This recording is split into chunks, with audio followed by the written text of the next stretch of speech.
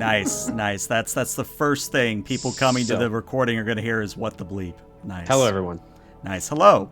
I guess since this is the start of a new stream, I have to do the whole introduction. So hello, my name is ELH. I am a VTubing game master.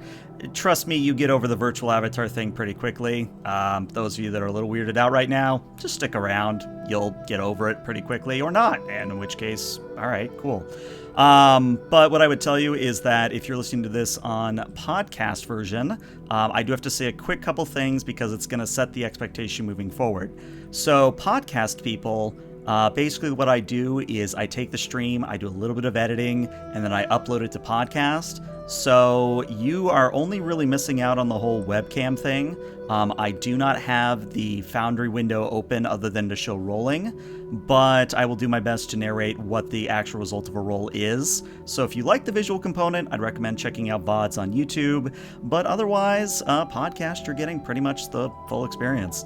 What else to say? If you're unfamiliar with Avatar Legends, it is a tabletop role-playing game by Magpie Games.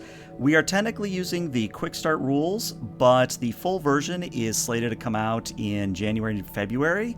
And once those come out, we're going to switch over, though nobody really knows how much we're going to have to switch over, but long story short, right now we're using the quick start, so if something changes by the time you listen or watch this, you know why. But that's also something I need to highlight. We're learning the system. We're going to get things wrong. I myself this is kind of my first time game mastering a Powered by the Apocalypse system, so if I do things wrong, again, learning experience, we're here to have fun.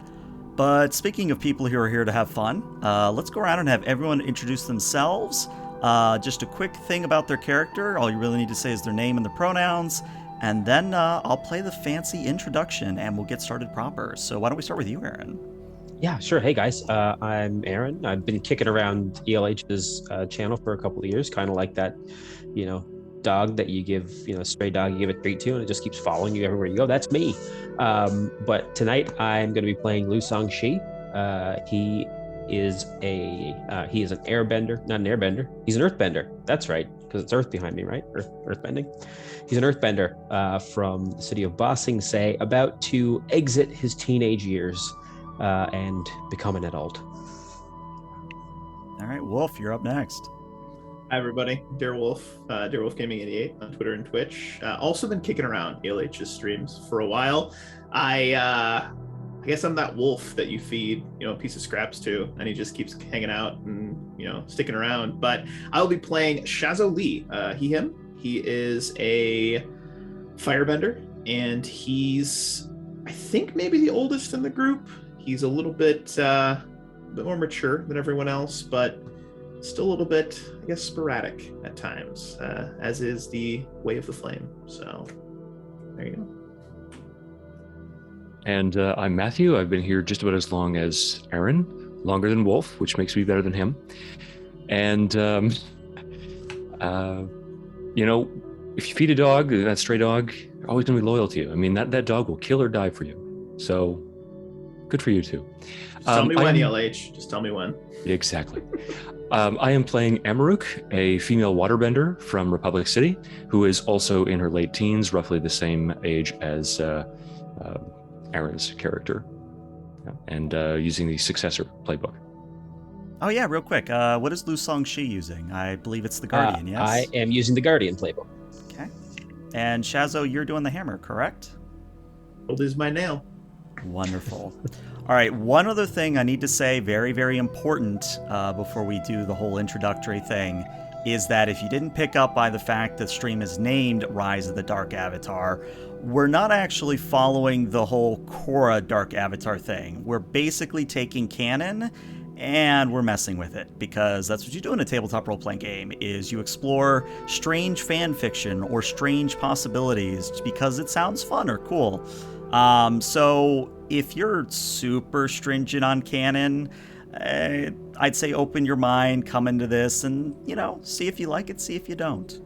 But with that said, let's run the fancy introduction, and then we'll jump right into play. So, Mr. Benosphere, if you would be so kind to take away. Water, air, fire, earth. Mastery of all four elements has always been associated with the ability to bring balance to the world. But Avatar Aang has passed away, and the new Avatar has yet to be found. In this transitional era of rapid progress and technological wonder, the world must come to rely on a new force to maintain the balance between humanity and spirits, between light and dark, yin and yang. Rava's followers would tell you that this new dark avatar should be locked away without question. Yet as a certain wise man will tell you, light and dark cannot exist without one another. There is light in the darkness, and darkness in light. Can the dark avatar truly keep the balance? Only time will tell.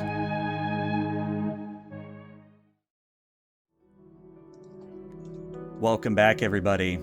As Benosphere has just highlighted, the year is 153 AG, or how the wiki defines it as after genocide. This is the same year that Avatar Aang has passed away, and Avatar Korra has just been born. Now, we start with the classical view of the world map, where we see the Fire Nation off to the west, we see the Earth Kingdom in the middle of the map, then we see the two water tribes, one to the north, one to the south, with little air temples scattered throughout all of these lands. And we zoom in on a part of the southern Earth Kingdom, west of the Zishan Mountains and north of the Zaishu Province, to a town known as Tu Zin. At least I think I'm saying that right. Tu Zin, for those of you that are fans of Avatar The Last Airbender, you would recognize this as the old western town, where Aang and gang basically fought Azula, and where Zuko and Azula had a quick little, cowboy standoff type thing. But what it matters for this game is that Tu Zin has been transformed. It is no longer that stereotypical western town. It is now I guess you would call it a hotbed of activity. The wooden structures have been replaced by stone and rock. The abandoned structures have either been replaced outright or otherwise refurbished. And what's prominent among all the buildings is the White Lotus banner, the banner of the Order of the White Lotus. Now, for those who don't remember, the Order of the White Lotus used to be this kind of secretive organization that was actually a very good force of, good in the world. But in the years ever since the end of Airbender, let's just say they've sort of become known as the quote-unquote Avatar's bodyguards. And there's a whole bunch of inner politic things that I won't go into. But what matters is that each of these characters we're going to be introduced to in a moment, all of you are part of the Order of the White Lotus. Now, whatever you feel about being the Avatar's bodyguards, or whatever you feel about, serving the world, we're going to find out in a moment. But we zoom into the town of Tu Zin, and we go into one of the buildings that's kind of a dome shape, but it's kind of hexagonal. So it's kind of this hexagonal kind of wall structure with a dome over top of it. And as we zoom in, we see three characters in particular that are currently in the middle of a meal. So what I would say is, why don't we go in the same order that you introduced yourselves at the top of the stream, and if you could give us a brief physical description of your character and anything that you think the viewers should know before we actually start the roleplay part. So Aaron, let's start with you. Sure. Lou is, I guess what you would call a little on the short side, standing at just over 5.5 feet tall. He's garbed in sort of traditional earthbender attire, greens, earth tones.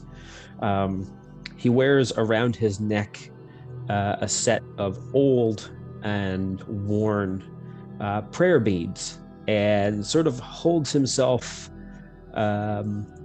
less like an adolescent and more like a monk, or at least a monk in training, an aspirant. He's typically very quiet and doesn't speak much unless spoken to. All right, Wolf, what do you got going on? So Shazot Lee is a little bit taller than Aaron because he's better, as is all firebenders are. And with that being said, he's got short, very messy, brownish and black hair. It almost looks as though at one point maybe a portion of it was like burned, so like the one side doesn't quite grow as thick as the other.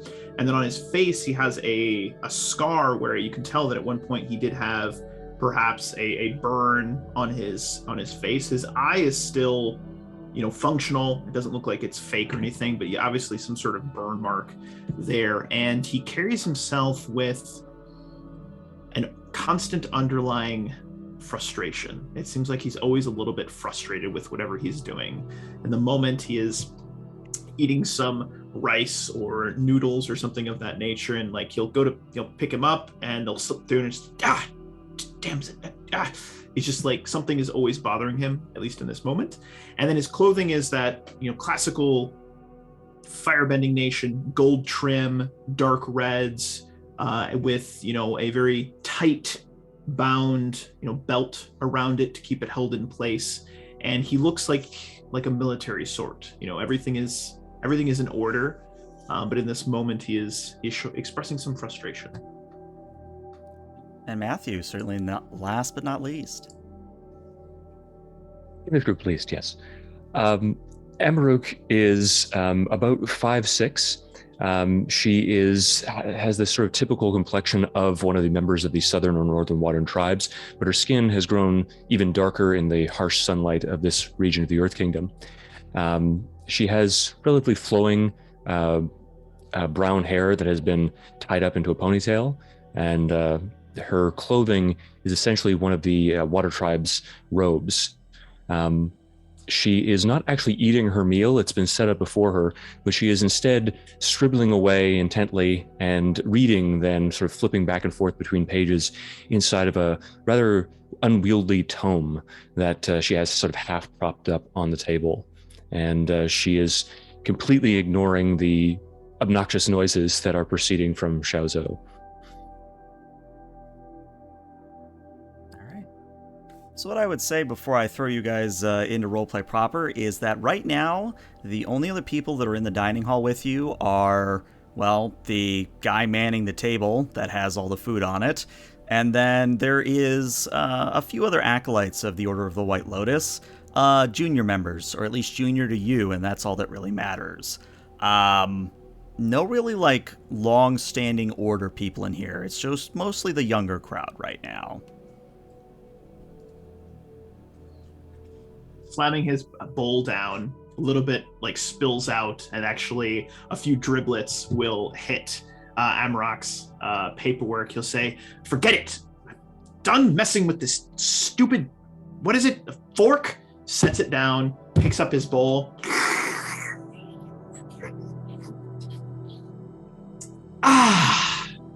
Much better. Are you going to eat that, Amarok? And she pulls out a small slip of cloth and begins sort of dabbing away at the splatters of gravy on the book that she was reading. No, be my guest. I'd be happy to let you have it. Go ahead. Already sliding it back towards him before you've answered. I'm still hungry. Well, I'm sure that you could go get more food. Do you want me to get something for you? Would you? I mean, I don't know what you want. Surprise me. Are you sure about that? I mean, the scorpion frogs that they prepare here, they have venom. If they're not prepared properly, you could die. Lou, are you going to eat that?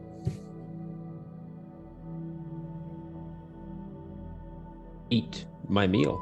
Are you asking me if I'm going to eat the food that I gathered specifically to eat? Yes. That was the intention. But are you going to eat all of it? Possibly. Can I have half of it? The table is 15 feet away. Pay no mind to the table over there. I'm asking about your food. I'll do your chores for the next 2 days for half of your meal. He'll slide all that's left of his meal over there. I am satisfied. You are remarkably short-sighted. What were we talking about? What are you reading over there? You're always reading, Amrak. Why don't you open your eyes and experience the world and do as the flame does and just go where the kindling exists. It's a better way of existing, I feel. You're always trying to confine yourself. You should flow as water does. That's what you should do. You should flow as water does, similar to how fire just follows the path of least resistance, as does water, slowly chipping away. Don't be like Lou over here, just sitting there like a rock on the ground. That would be, he's just short-sighted. I am the one that had more food than he did, that he prepared himself, and he'll go on a bit of a tangent. Just as a flame does, you consume everything before you, leaving nothing. And at the end of it, find yourself indebted to another. Sorry, what? Nothing. Sets the bowl down, goes to the second bowl. It's just like finding the scraps.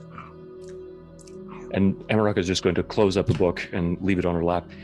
You do realize that he's not actually going to remember that he owes you that favor. It's going to take you more work to actually get any meaningful assistance from him to do your chores than if you just did the chores yourself. Listen, are you going to eat that? Well, yeah, I thought what? Are you going to do my chores? I'll do your chores for the next 2 days for whatever's left. Bring it here. Okay. Good. Yes. Bring me your food. Brings it over, hands you the bowl. And before you eat, let's actually do a roll here because we need to get you guys acquainted with the roll system. It's a very silly roll, but we're going to roll it anyway. Oh, yeah. So, Mr. Chazot, I need you to roll me and assess the situation. And the way you do that is you're going to roll creativity here. And based on what you roll, I will give you things you can ask me. So on your character sheet in Foundry, I think you just click the creativity and it should roll.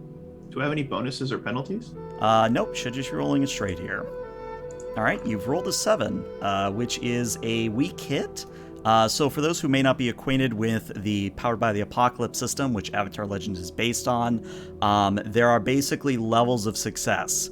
So a 1 to 6 on the dice, and we're always rolling 2d6 plus or minus a modifier. On a result of 1 to 6, that is considered a miss.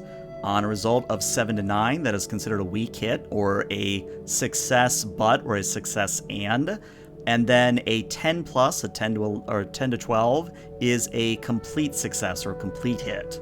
And basically, with a 7, you can ask me one question from this list, Wolf. And also in Foundry, there should be a listing or a handout which has the moves listed. So again, I'm mostly saying this for stream's sake, but if you want to pull it up and read along, the questions you can ask are, what here can I use to blank?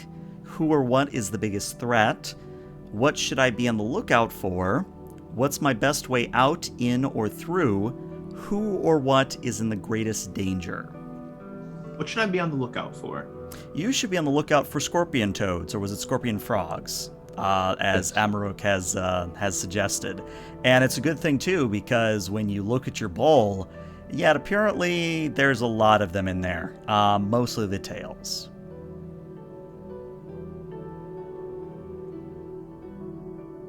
We never shook on it. You can have this back. And he hands it back to Lisa. Now, you see, this is why I read. You see, reading gives us the opportunity to experience things that we never could in life, no matter how far we journey. People's lives that have existed since before any of us were born. The futures that we can't even imagine. You see, I learned about these scorpion frogs in a book, and that just perhaps saved your life. So maybe you should try reading sometime too.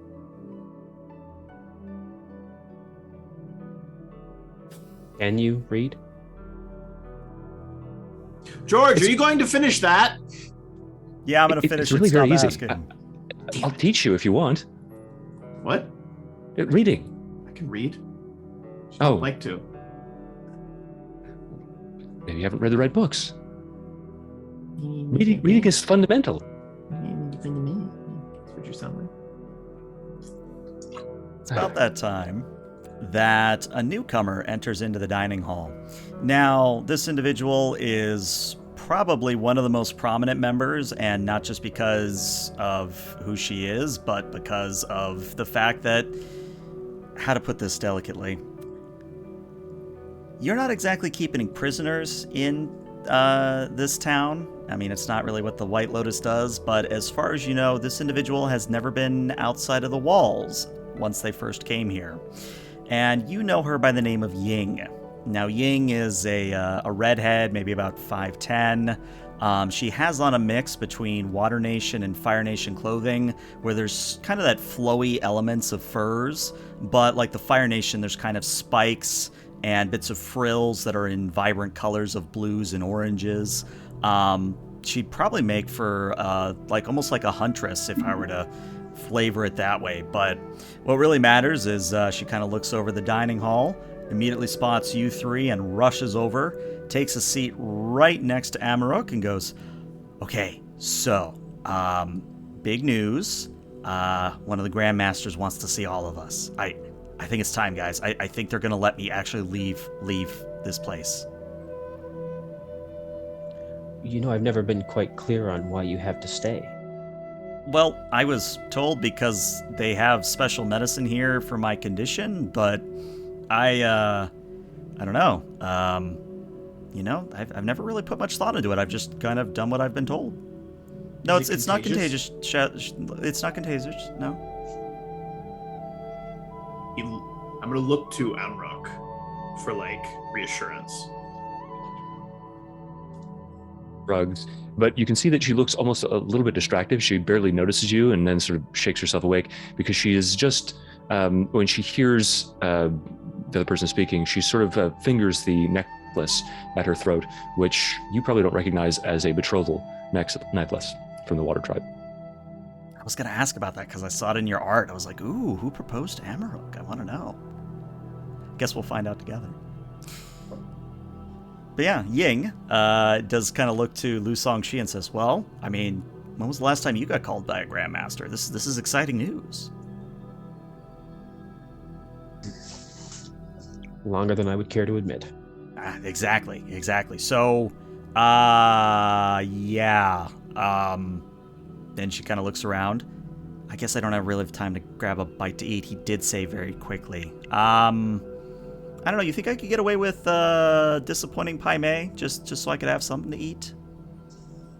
Pai Mei, of course, out of character being the name of the Grand Master.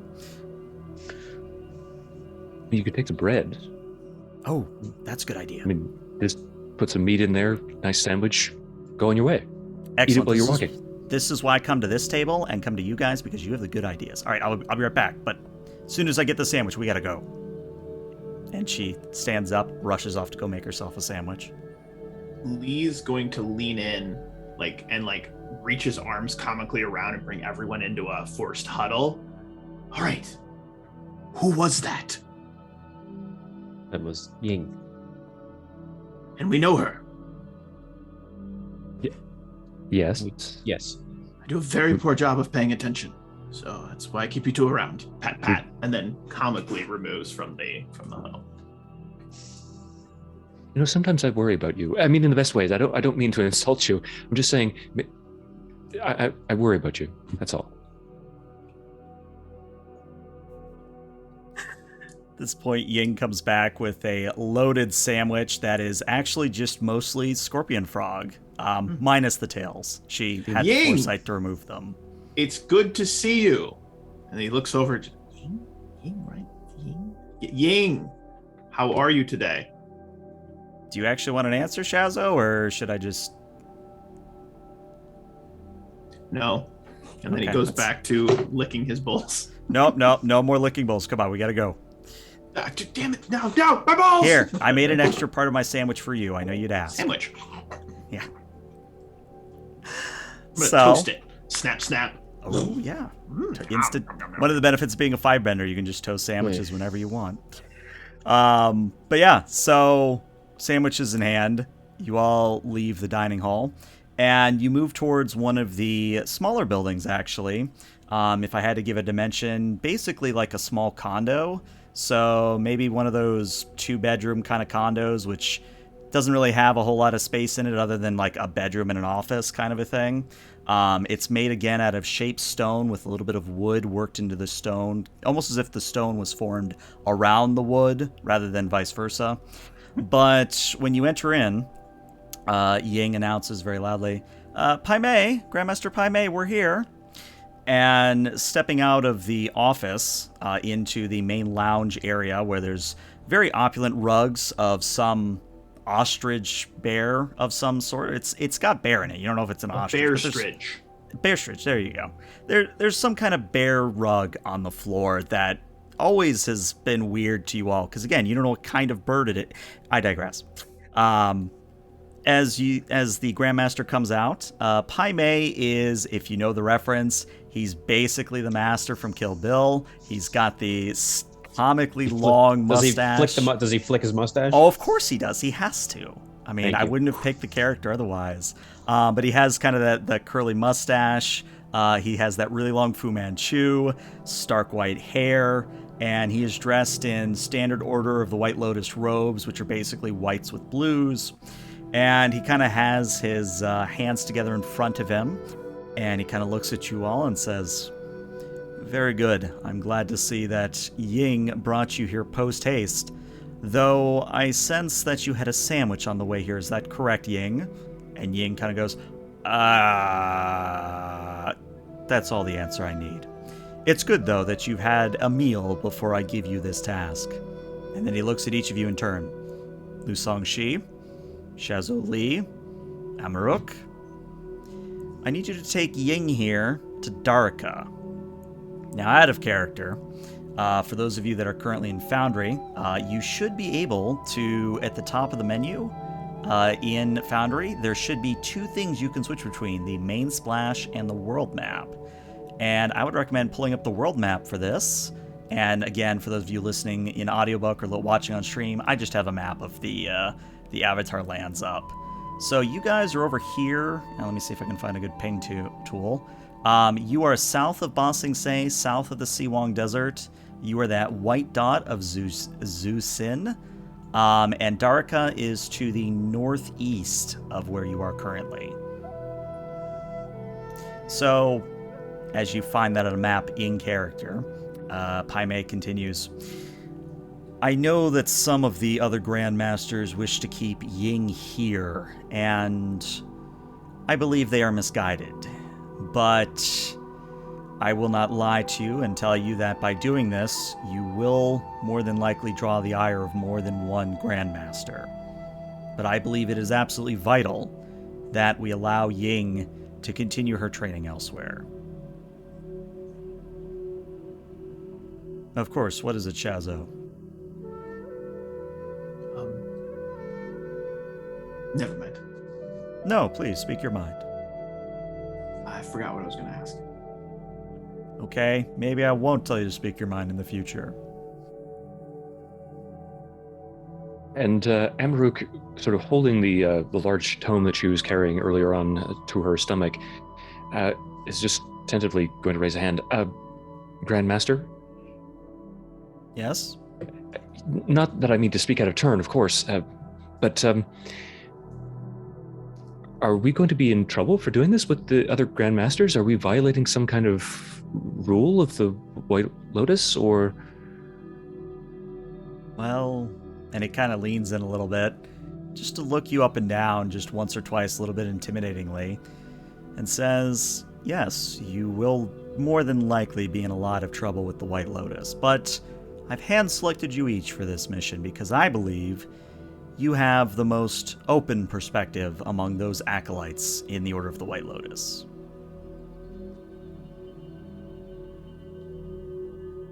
Alright, Shazo, I'll give you another opportunity. What is it? Do we get to bring sandwiches with us? I see no reason why not. And I think at this, Lou will take a single step forward and incline his head so as not to sort of look the Grandmaster in the face and say, Grandmaster, if we draw the ire of other members of the White Lotus, it is one thing, but will you be all right? Well, I suppose that depends on how you leave. And at this, she kind of Paimei looks to Ying and says, "Ying, tell me, how many people can your Shirshu carry?" And quickly add a character. For those of you that don't know what a Shirshu is, it's basically a wolf creature, big wolf creature. I'm talking can carry 3-4 people on it. It actually doesn't have eyes. It actually kind of sees the world, quote unquote, through smell. Its tongue is venomous, can paralyze on touch. Makes for a good pet, makes for a good mount if you want to ride one around. But, Ying kind of thinks for a moment and says, I mean, I think she might be able to take 3 of us. I mean, to be fair, Shazo's been putting on a lot of weight, with the whole sandwich thing recently. So I have excellent metabolism. I guess it's true. You are a firebender. You kind of just burn it off. He makes finger fire guns, little poop. And Paimei simply sighs and says, well, if you are able to leave on Hosa in a subtle fashion without alerting too many of the guards, then I won't need to, shall we say, reveal my hand. But if you are caught in your, well, I guess you would call it an escape.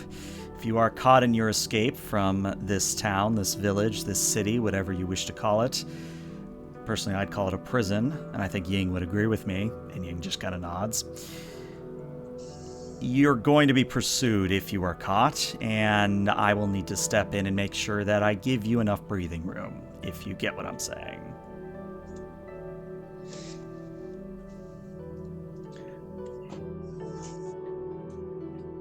And may I suggest a course of action?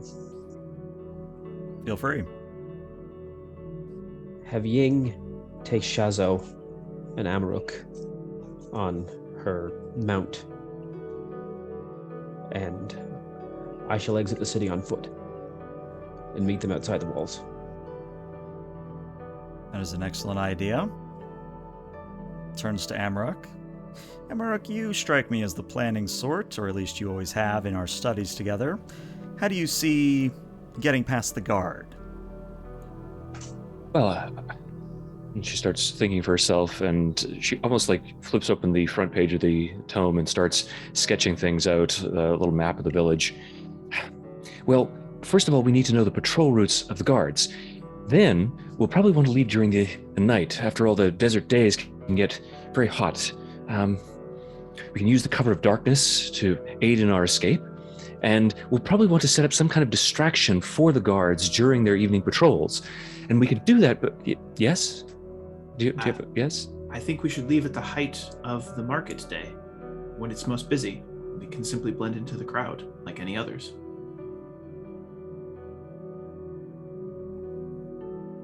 That's actually a very good plan. That could work.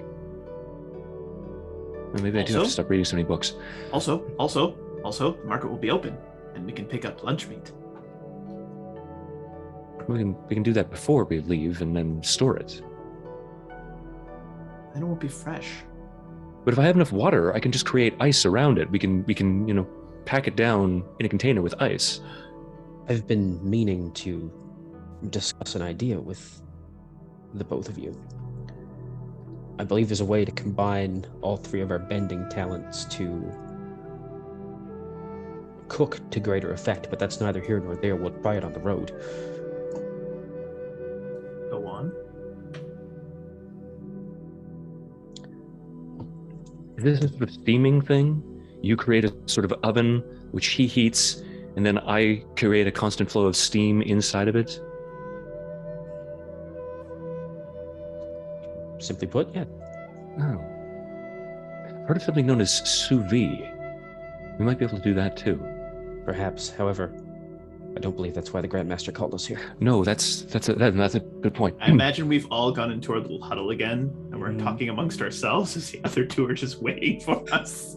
Oh yeah, Paimei is just sort of sitting there like stern Grand Master, just waiting. Is there a for you particular all to realize temperature he's that we still would there. need the oven at? Because I'm decent at maintaining a constant temperature, but I would need to know ahead of time so I can monitor the color of the flame. Master Ying will need a disguise if we're going to try to leave the city on foot. Sorry, yes. Yes. And Ying kind of thinks for a moment, says, I mean, I can just wear some of my older clothes and not wear my normal getup. I mean, that's easy, but how are we going to get Hosa out? I mean, she's a Shirshu. She's huge. How are we going to get her out with anybody? Like, how? I guess I'm sort of stuck on that. I mean, I guess she could technically jump onto the walls, but if we do the market plan, that means she has to jump it at night? Ooh, is it possible that you could tunnel a way out of the city? Are you skilled enough as an earthbender to perhaps create a passage for her? Well, I can certainly try. However, that would create a great deal of noise and a large amount of waste. There's also the risk that if we are too close to the foundations of a building, I may undermine them. Hold on. Ying snaps her fingers. Hold on. Let's combine ideas. Maybe you don't just tunnel randomly. Maybe we just get close to a wall at night and you tunnel under just enough to let us slip underneath the radar, if you're following me. I can do that. I think Pai Mei sort of nods approvingly and says, very well, it seems you have your path forward. Now, before you all go, there's one other matter I need to tell you before your departure. And he withdraws his hands from his robes, flicks his Fu Manchu because he does, and produces 4 tokens. 4 tokens of, oh god, what's the name of the Pai Sho? That's the name of the game. He brings out 4 Pai Sho tokens, and you see that each of the tokens is a Black Lotus. And he kind of hands one to each of you, including Ying, and says, when you arrive at your destination, present that to the Grand Master there. They will know what to do with you then.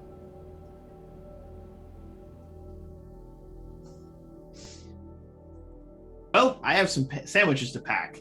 And he claps his hands together and stands up. Thank you, Grand Master. Curt bow. Are we dismissed? Well, I was going to simply ask what kind of sandwich, but let's keep that a mystery.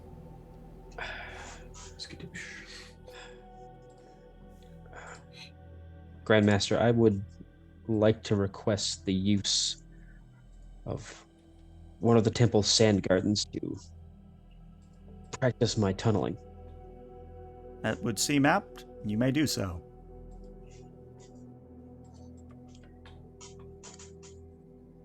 What about you, Emmerich? Anything you wish to add? No. I guess you should just hold your book a little bit more tightly. I guess I'll just go. Sorry. Emmerich, a moment before you go. Yes, Lou? Perhaps you can check the archive to see if there's maybe a more surreptitious route to Darika. If we can stay off the roads, if there's a chance that we may be pursued, we may need every advantage, especially if it's the White Lotus itself that comes after us, though I can't imagine why they would. That was actually something that I was thinking about. Our pathway to Darika, might we not take the ocean itself? Is there some way that we could construct just a rudimentary boat on the coastline and use my own waterbending to help propel us there? I can't swim. Well, you don't have to. That's why we have a boat, you see. And don't worry, if you fall in, I know how to swim. I would gladly save you. I don't think you quite understand. I don't like water. Not small amounts of water, but I don't like the ocean. Oh, it's so beautiful. I'm not offended. Don't get me wrong. It's just that's really, I feel so sad for you. That's why you should get out there. You can overcome that fear of the ocean, and you'll be with your friends. We'll help you all the way.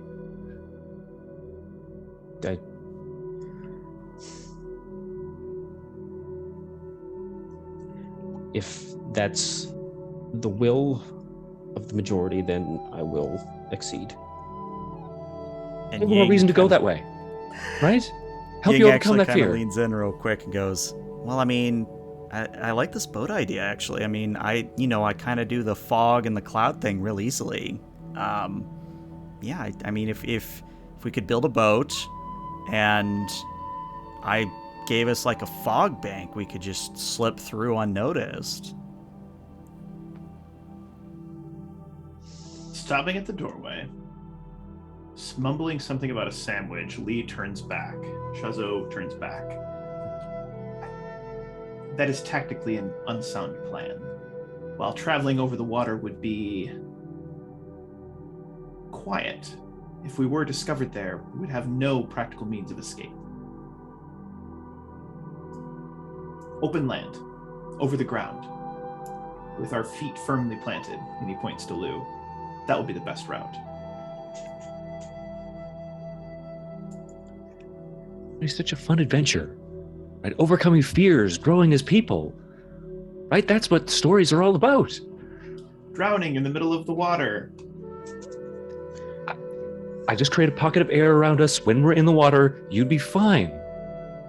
Paimei laughs from behind you. I was not aware you were an airbender as well. Well, no, waterbending. Waterbending could do that. I mean, we just have to take a pocket of air down with us. Limited, though, is it not? Especially if you have a sheer shoe with you. I call for a vote. All in favor of the water idea, say aye. I abstain.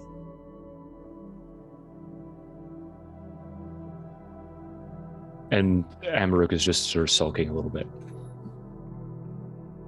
Looking very proud of himself right now. And Ying actually kind of motions to Amaruk and kind of pats her on the back and goes, "That's okay. We'll do a boat plan one day. It'll be really cool." And over the meadow and through the woods it shall be, and perhaps even some mountains. And he points to Lou again. And I'm sure there'll be a river, Amaruk. I'm sure there'll be a river. Perhaps. Now, I have sandwiches to make. Yes. Perhaps Amaruk. Look for a path that maybe takes us close to the ocean in case we have to flee by water for any reason. A great idea. You know, I was wrong. Obviously, we shouldn't have gone on the water. That would be too much for you, right? Just a nice path near the water, just expose you to a little bit of that fear. You know, step by step. I never said I was afraid. I said I don't like it. I'm sorry. That's my mistake. I should be more careful with my words. You're clearly not afraid of it. It's just a little bit of anxiety, a little bit of tension. Completely terrified. I have practicing to do. And at that, Lou will leave. In Turkey? So, Salami? we're just going to do some quick rolling here to see how well you do. We'll start with Lu Songshi. So, in one of the sand gardens, you said you wanted to practice your earthbending. Now, that is a very simple thing to do. That is going to be a rely on your skills and training. And that is rolling with focus. Okay. Go. And I don't have any bonuses or penalties. Uh-oh. Okay, so you have missed. So what's going to happen is, and you can feel free to flavor differently if you wish, but what I'm imagining, as you center yourself and kind of stamp down with your foot to begin the tunneling process, you actually end up bending the earth underneath one of the other acolytes in the garden, like 50 feet away, and they go flying up in the air a little bit and come crashing back down on their butt. And they are not happy with you. And they come running over, and you realize that this isn't just some random acolyte. You have earthbent Mouse. Now, Mouse is not what his name suggests. Mouse is a very, very large man. I mean, 7-8 foot. He is large. And he kind of doesn't really fit into his clothing. In fact, as he runs over, just because of his muscles flexing, like parts of his sleeves start to rip a little bit. Yeah. Oh, dear. And he gets up right over top of you and looks down at you and says, "What the hell was that?" Hi, Mouse. That was, a horrible mistake? Just stares at you.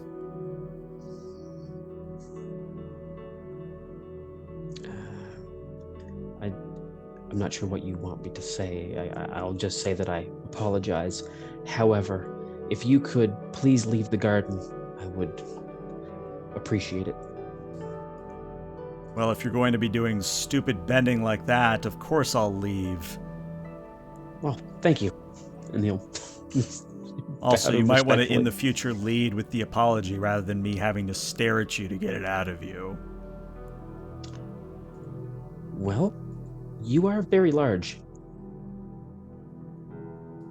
You know, they should make you a Grand Master of stating apparent things. That is my greatest dream. And then Mouse cracks a smile. You're not really sure if it's genuine or not, but then he pats you a little forcefully on the shoulder, just to really hammer home who's in charge of the conversation. But then he exits the garden as you are left alone in the sand gardens for a moment. Would you like to try again? I would, yes. And I think as he sort of runs out, he'll just wince a little bit. Ow. What kind of technique was that? It really hurt me. And once again, just sort of take in that deep breath and stamp. Okay. Give me another roll Yeah. here, and then we'll go to Amarok and see what she's digging up. And that is a hit. Weak hit, a 9. Not quite. Well, can I introduce this now? I can. So I would say that Amarok or Shazo, you actually can assist him on this if you explain how, meaning you would have to have maybe joined him at the gardens and seen all of that with Mouse happen. But the way assisting works in this system is when you assist, all you have to do is tell me how, and then you mark 1 fatigue. And it's +1 for each person that assists. So, for example, Shazo, if you want to assist, do your +1. That's now a 10, so that would now be a strong hit. If you really wanted to, Amarok could then add on top of that and make it an 11. And again, 11 is a strong hit, so it's really useful for when you're doing group checks together and you want to assist each other to get over that threshold. But I leave the option open to you all. What would you like to do? Could we perhaps introduce this assist as a callback to an earlier event where they helped me and just sort of liken that situation to this one? As long as they mark the fatigue, I'm okay with it. Now, one quick thing I should say here for those who don't know what I'm talking about when I say fatigue. Fatigue is basically the action economy of the system, where a lot of the moves that you do, a lot of the actions you do, they require marking a fatigue or inflicting fatigue on other people. So it's something where you have to sort of be very careful about when you take fatigue and how you get rid of fatigue, because if you run out, you kind of can't do much. So it is something, though, with 1 fatigue, that's a day's rest, if that. That's like half a day's rest to get rid of it.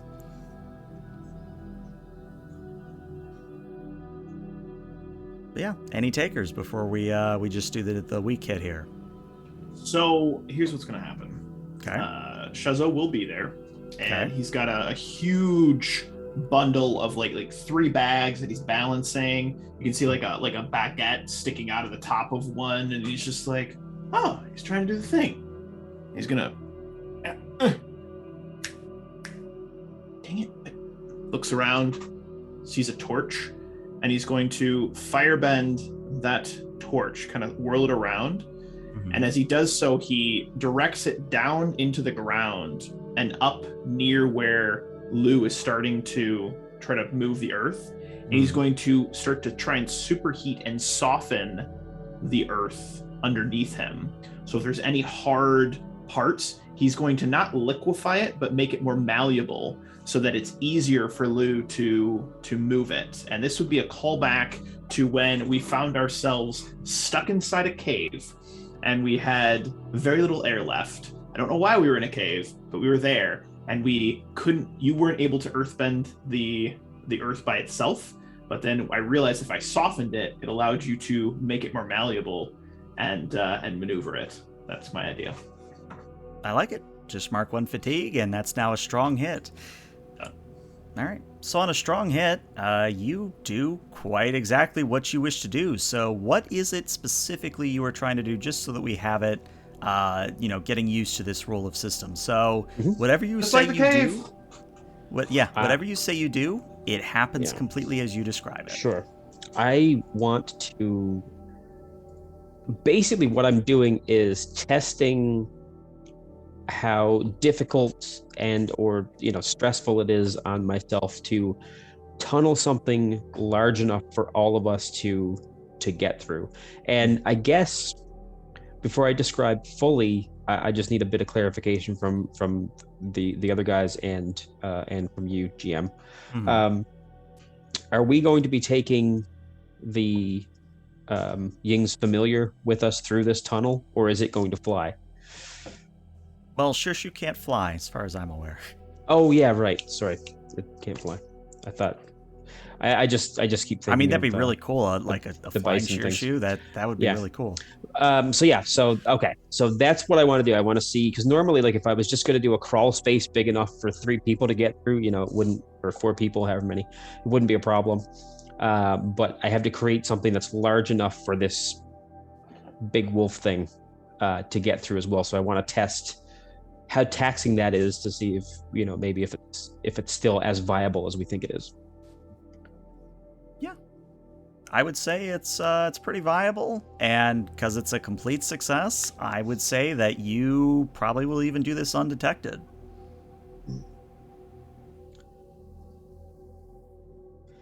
Just look over at Shazo.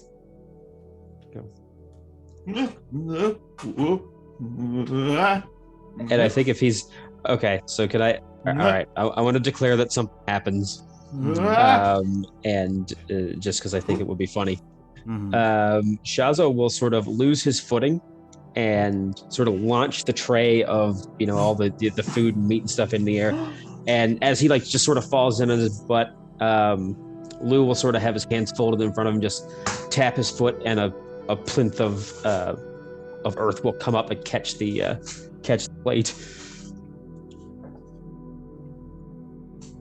Nice. My hero. I remember when I told you that once we got out of that cave that you dragged me into to find those mushrooms that weren't actually in there, that I would never speak to you again. But now,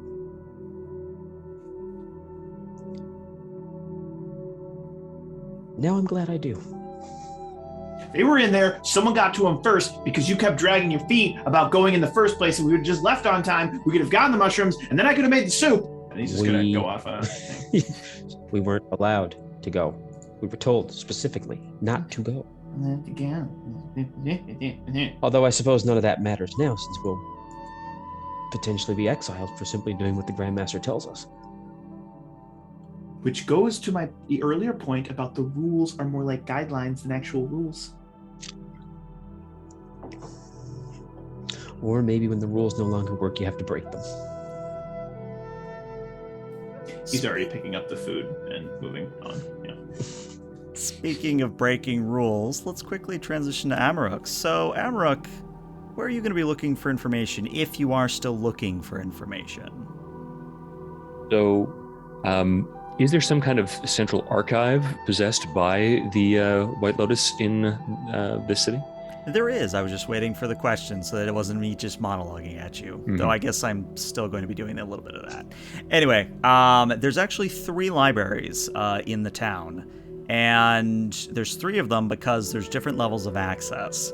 There's the quote-unquote public library, which anybody can go in, read whatever's on the shelves, take out a book, that sort of thing. Then there's Order of the White Lotus only library, where only members of the White Lotus can get in and read, etc., etc. But then there's the stereotypical forbidden archives, where only very high-ranking individuals can actually enter and read what's ensconced within. Then, attempting to be as surreptitious as possible, wending my way through the streets, pausing at the market, and eventually sort of making my way around that building, I'd presume, in the midst of the city. I'd like to essentially case it to make observations about the rotation of guards, about possible entry points, or the like. Sure, why don't you assess the situation here? That's going to be creativity. And that is a full, wow, that's a full 12. Very nice. All right, so you actually get to ask 2 questions from the list. Do you need me to go through it again, or do you have that list in front of you? I do have the list in front of me. I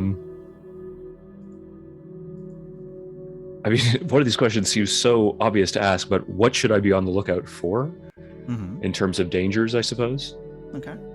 Let me answer that, and maybe that'll affect your second question. So, what you should be on the lookout for is the bending members of the Order of the White Lotus.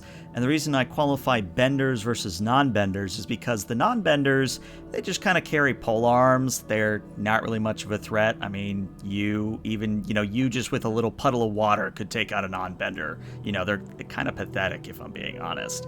But what you're on the lookout for are the bending members of the White Lotus. And they're recognizable by the white collar that has black trim that signifies that they're a bender, but it doesn't tell you what kind of bender they are. But what you do see, there's 4 of these guards that are kind of flanking each of the doors, or at least the doors to the Forbidden Archives and to the White Lotus Archives, if you're following me. Okay. And I suppose the next question that I would ask, again, seems fairly obvious, but what is my best way in, out, or through? So what is the best way to get into this Forbidden Archive? Well, just so happens that there's a window that faces the south, gets that nice sea breeze every once in a while. If you had somebody to boost you up a little bit, you might be able to just slip in through the window. Would there be any means by which I could actually surmount that window on my own, or do I think that I really would need somebody else? I would say you'd need somebody else to get in through the window in a way that isn't you just like crashing in. Like if you want to be stealthy about it, you want to have somebody helping you.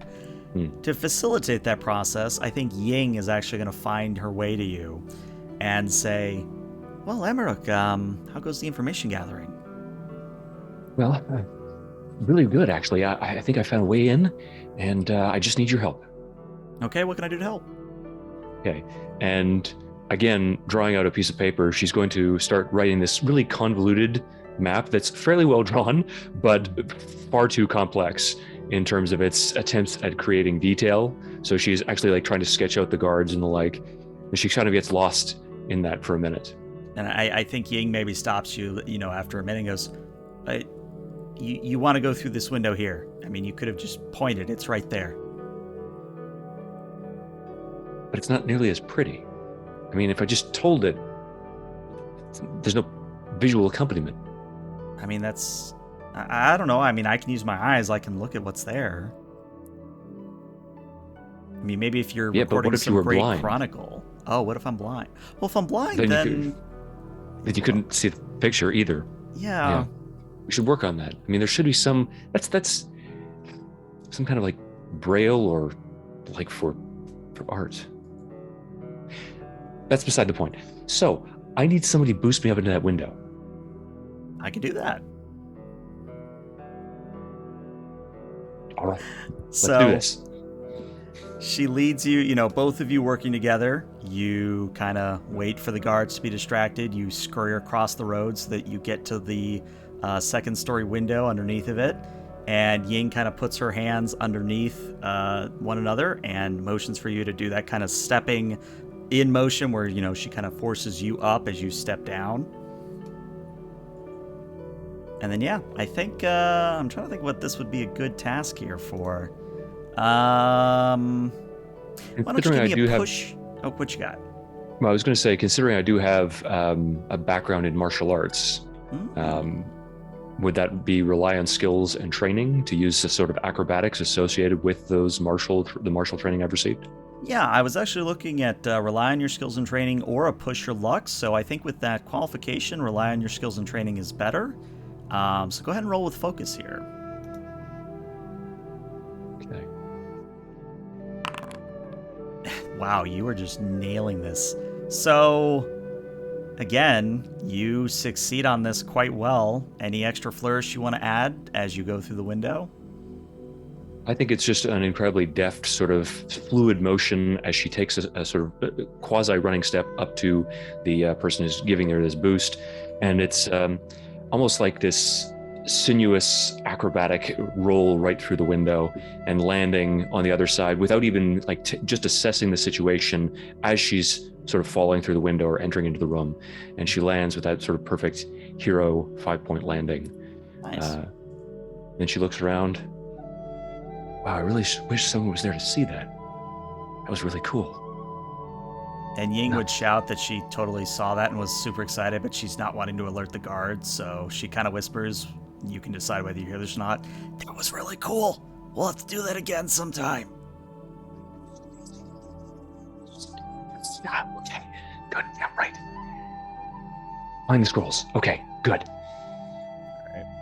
Well, what I'm going to say is I'm not going to require you to roll to find the scrolls that you're looking for. You do find a map that will give you a few overland routes to get where you need, but you also find a scroll next to that map, which concerns Ying. It simply says weekly report on Ying, and it's currently closed. That's what it says on the scroll container. It just says weekly report on Ying. Can I assess the container itself or the area around it? Is there anything untoward, like, I don't know. I'll just come out and say, is there some kind of booby trap surrounding it, or can I just take it? I would say that if I were to describe the scene maybe a little bit more clearly, the library itself is, again, stereotypical bookshelves, floor to ceiling, that sort of thing. And then every once in a while, there's like a desk or there's a table which have scrolls laid out on it. And it just so happens that the table with the map on it that you found is next to it on the table is just this scroll about Ying. Then I think she would grab both of them and then stare at the scroll almost trepidatiously, hungering, yearning to open it up and read it right there. But instead, she's going to sort of stuff it into one of the folds of her robe and then try to abscond by making it through the window again, if possible. Mark of fatigue, and I'll let it happen. Okay. Yeah, fair enough. All right. So, at this point, does anybody want to accomplish anything before you meet up again at night to make your escape? I think Lou would like to find the most advantageous place along the perimeter to begin the tunnel. Okay. Now that I will require an assess the situation here. All right. Assess a situation. That's roll creativity. Mm-hmm. Not great for me, but... And the benefit is, now that everybody is out of their own... Yeah, you'd have to get both Amaruk and Shazo to assist you on this to pass. Yeah. That's fine. I'll just pick a spot at random. Pick a spot at random? No, I think we could assist on this quite reasonably. Well, I mean, it would just be a weak hit if you both did, but I mean, I don't want to mark off too much fatigue in session 0. Mm-hmm. Sure. Oh, Lee's way too busy packing sandwiches for himself. Just imagining like this almost like suitcase size, like just basket of sandwiches at this duffel point. bag. Mm-hmm. Yep. You can see a little bit of lettuce and tomato like sticking out of like one of the flaps. Yeah, it's a thing. So what I'm going to say there in Lou is, yeah, when this happens, you're just going to pick a spot at random and hope for the best. And I feel like we can that he's sort of, believes that he's assessed everything correctly and just says, yeah, you know what? I think right here is where we'll dig. Anything else anybody wants to accomplish before we do the escape sequence? I think so, if that's all right. Sure. Knowing that Lu Shangxi is busy with his attempts to sort of circumvent the defenses, Mhm. Amaruk would actually seek out. I guess she would attempt to extricate herself from Ying, and then try to meet up with Xiaozhou. Yeah, that can happen very easily. And so she This would one sort of will like. have mayonnaise. This one will have mustard. You find him in one of the kitchens making sandwiches, is how we'll frame this. Toast now or later? Toast now or later? Later. Toast later, because otherwise it gets crunchy. You don't want it to be crunchy. I want a little bit of crunch. Slightly And she just crisp. sort of steals herself and storms right in. So, Xiaozhou, Never interrupt a man in the middle of his sandwich making. You could have ruined everything. I'm sorry, I didn't realize it was so important to you. That wasn't. Look, The moment is lost. What do you want? well, I wanted to say that you can't just put mustard and mayonnaise on a sandwich. You also need some kind of filling for the sandwich, like a meat or at very least tomato. Toasted tomato sandwich, that's great. Good point. Cheese is also good. But I'll allow it. that's beside the point. I need your help. With what? Oddly enough, it's with something that you can't do, but you can help me to do, and that's read. Okay. Great. I have a bit of a problem. And she's going to withdraw from her robes the scroll that references Ying.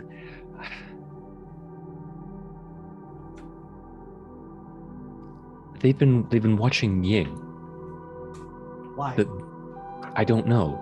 Oh. All I can see, the White Lotus, the Grand Master. I'm not sure. I mean, I watch her sometimes too. I mean, she walks around. We live with her. But do you file itemized reports about her? No, why would I do that? That's weird. Exactly my point. And she holds up the scroll. Okay. Is that parchment paper? Can I use it to wrap the sandwiches? And he goes to grab it. No. It's you don't use books as kindling. You don't use scrolls as wrapping paper. You don't use vellum to enfold sandwiches.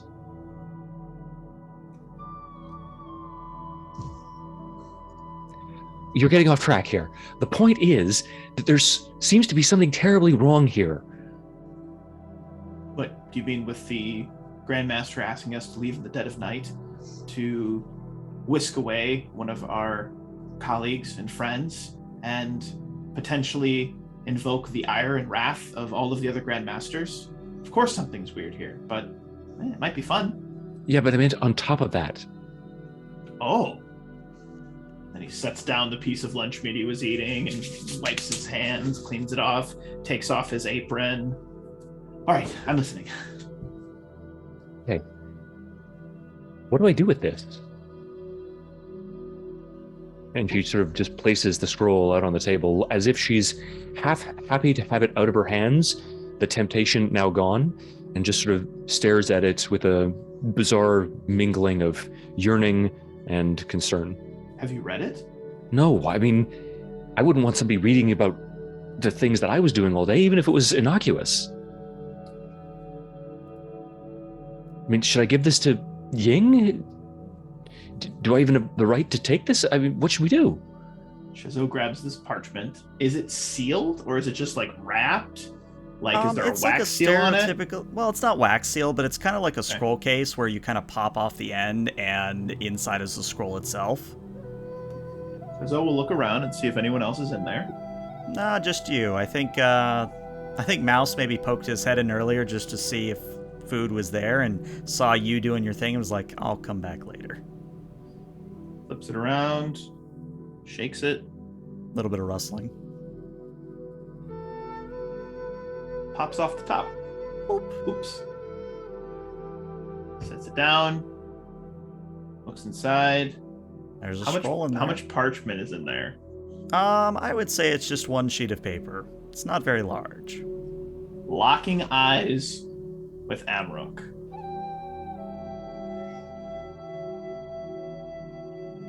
Slowly pulling it out. You're curious. It's an invasion of privacy. Shouldn't we give that to her? I mean,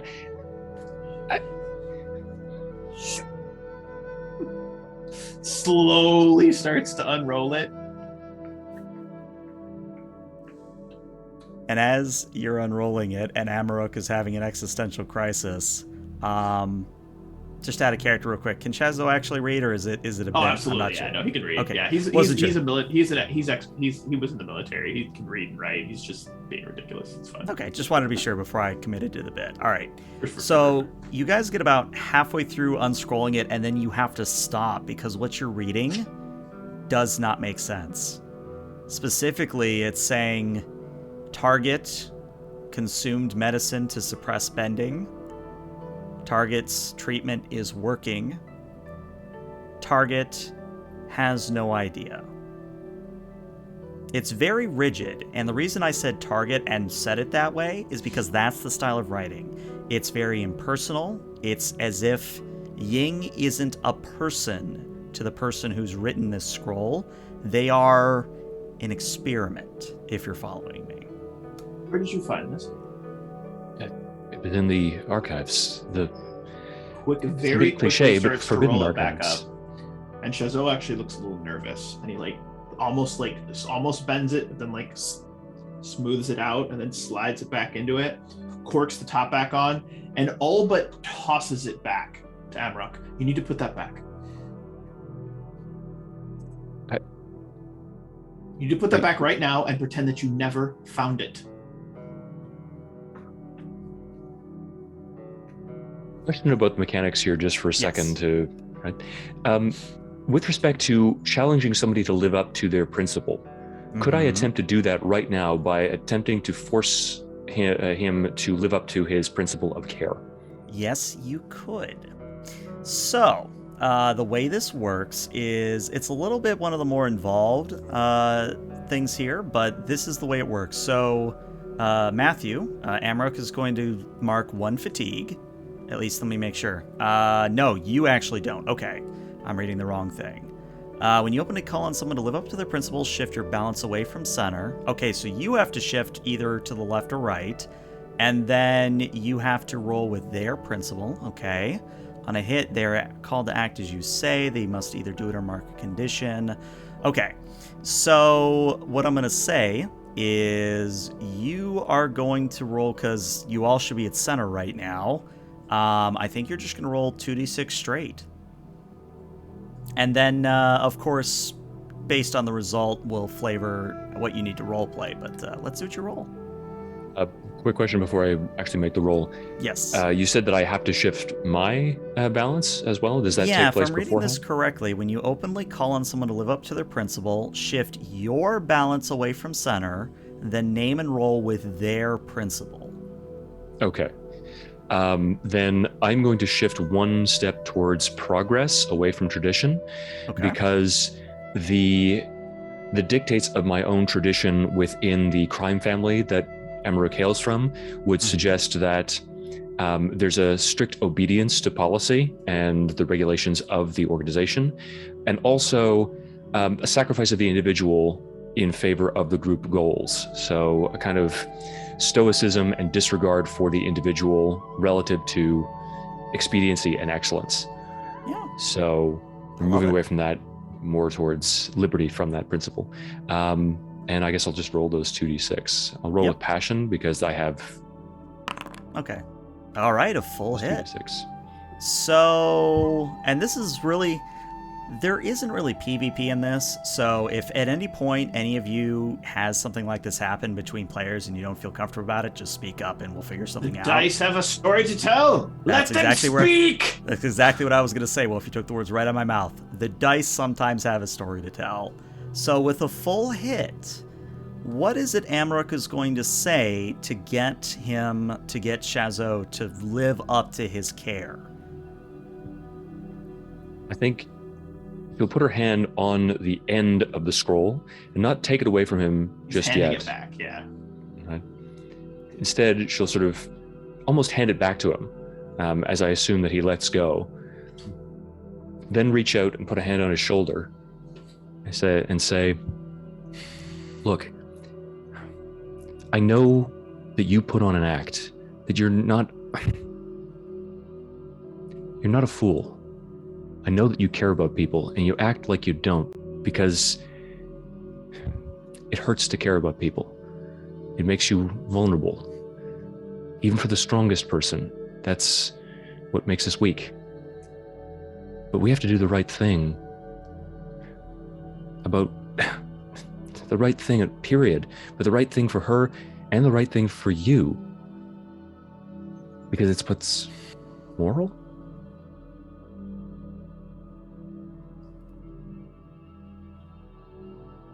And his mouth opens and closes several times before he has actually lets out an audible sound. The last time I held onto something like this was when I lost my father and my entire family. And then he stands a little straighter. I won't make the same mistakes now that I did then. And he turns and he grabs like a piece of cloth, maybe like a tablecloth or something, wraps it around the scroll, takes it, and then slips it inside of his robe. Get the others. We have to leave quickly. They'll notice that this is gone. Go! There's no time! And then he's going to longingly look back at his sandwiches, and he'll whisper to them, I'm sorry, my sweets, but there's a greater mission at hand. And then he'll bolt out the door. All right.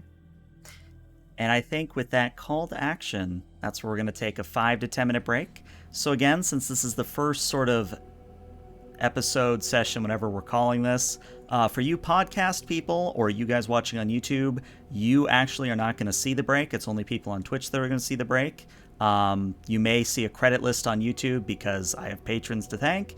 But for those of you listening live, we'll be back in about 5 to 10 minutes. Stick around.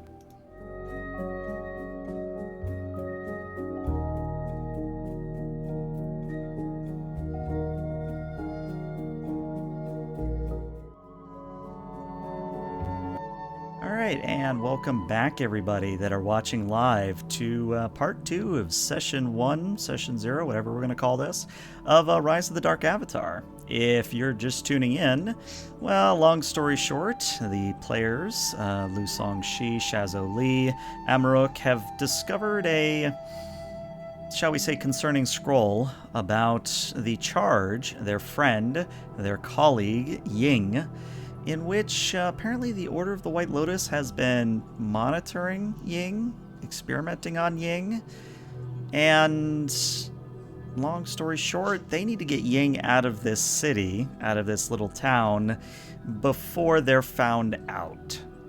So we're going to rejoin the action with Lu Song-shi, Shazo, and Amarok, and Ying. You're going to all gather in the stables where Hoza, the Shirshu of Ying, is located. And Ying is very quickly strapping bags onto Hoza, and we join them mid-sentence as she says, I don't understand. Why do we have to leave now? I thought we were waiting till night. What's so important that we have to leave right now? Reasons, don't ask. I mean, don't get me wrong. I want to see the outside as much as you all, but I just want to know why. Yes, I'm also curious. I know what it's like. Is like cradling a bump, like in his robe, just like holding it.